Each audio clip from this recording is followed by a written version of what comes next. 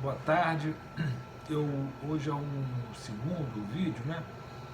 Mas eu tenho que retomar um assunto que é sobre uma matéria que saiu em Brasília, pela Fiocruz Brasília, Núcleo de Saúde Mental, Álcool e Outras Drogas da Fiocruz Brasília, né? Então,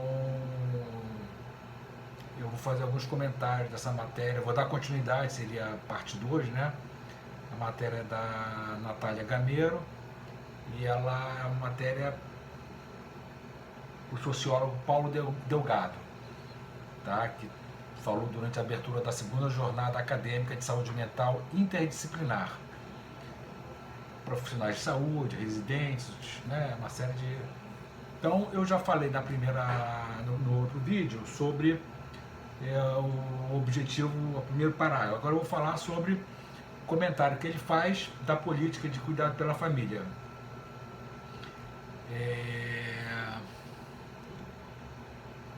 Ele diz: esses foram alguns pontos destacados por Delgado, ex-deputado federal, autor da lei,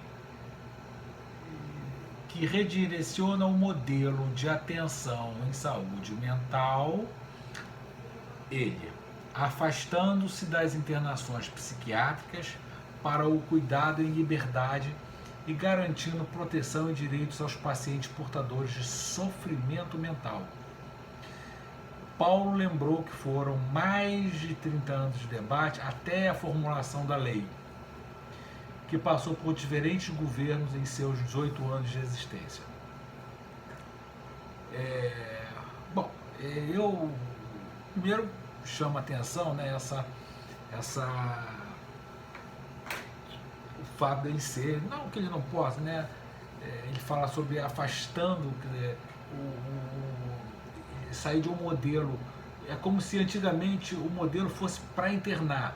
Quer dizer, ele dá a entender que existia uma política de internação, como se os médicos que tivessem prescrevendo a internação tivessem fazendo isso não por um ato médico para o bem do paciente, mas sim por alguma outra questão que aí só eles é que podem dizer. É claro que naquela época, vamos dar um contexto, né? As opções de tratamento, as opções de medicamentos, segundo meus colegas psiquiatras, isso tudo tem fonte, né?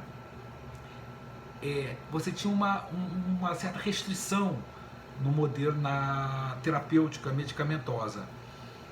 Na medida em que a medicação foi evoluindo, os efeitos colaterais foram diminuindo, algumas medicações de depósito foram sendo utilizadas, alternativas terapêuticas como acompanhante terapêutico, que já vinham usando na década de 70, mas foi fortalecida na década de 80, na década de 90, isso tudo estava acontecendo. Então, quando ele fala, a matéria fala afastando, é uma conotação para dizer que a internação não seria a melhor opção. A internação, na realidade, ela é uma das opções que deve ser avaliada pelo psiquiatra que cuida do caso. E aí ele fala para o cuidado em liberdade, garantindo proteção e direitos aos pacientes portadores de sofrimento mental. Bom, eu acho que eu já fiz um vídeo sobre isso, mas eu vou voltar ao assunto, né?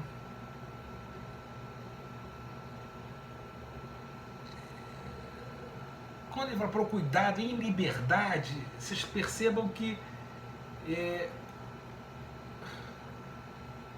o contrário, quer dizer, preso, né? Se a outra forma era preso. Liberdade, prisão. O que não é o correto, não é a verdade. Né? O que existiu é internações mais longas, mais prolongadas, determinadas pelo psiquiatra, de forma que o paciente pudesse ter a sua recuperação mais adequada, né? Dentro dos recursos da época. Então, esse comentário aqui, liberdade não condiz com a realidade, nem com aquilo que os profissionais de saúde mental do dia a dia, né? Existe sempre um debate, né, sobre uma internação mais prolongada, menos prolongada, quer dizer, qual abordagem é melhor, se uma internação em casa mesmo, né, junto com a família, com a equipe ou numa instituição. Isso é uma avaliação que é feita tecnicamente, né? Não tem uma abordagem política, tá? E depois aqui ele fala sobre garantindo proteção e direitos aos pacientes portadores de sofrimento mental. Garantindo proteção, quer dizer, essa garantia sempre foi dada às famílias, né? E é claro que vou colocar um parêntese. É claro que o governo deve sim dar uma proteção aos doentes, às pessoas com transtorno mental com menos recursos. E devem ter uma certa proteção sim. Mas que tipo de proteção que eles estão oferecendo? Né?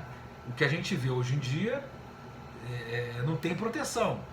Né? Você anda nas ruas, não só na Zona Sul, na Zona Oeste, mas tem pessoas aqui que trabalham comigo que falam que tem muitas pessoas andarilhos, né? que são chamados, né? Que aparentemente são doentes, né? E existem características, né? Eles andam com muitos objetos pendurados, né? Falam sozinhos. Então não tem essa proteção. Mas eu acho que deve ter sim, né? Não proteção, mas deve ter opção de tratamento. Eu vou falar sobre isso também mais à frente, né? Da precariedade dos tratamentos oferecidos aos pacientes com transtorno mental. Em especial aos menos favorecidos, aos pacientes pobres, aos pacientes sem condições, famílias sem condições.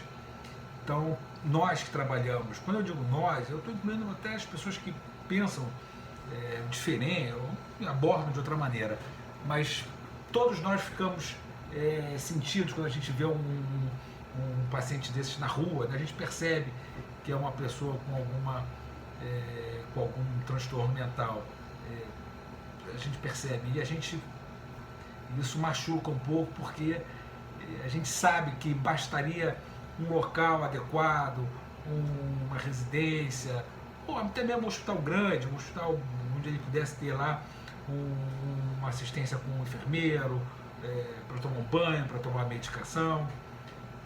Então, é esse o comentário sobre o segundo parágrafo, tá bom? Então, uma boa tarde.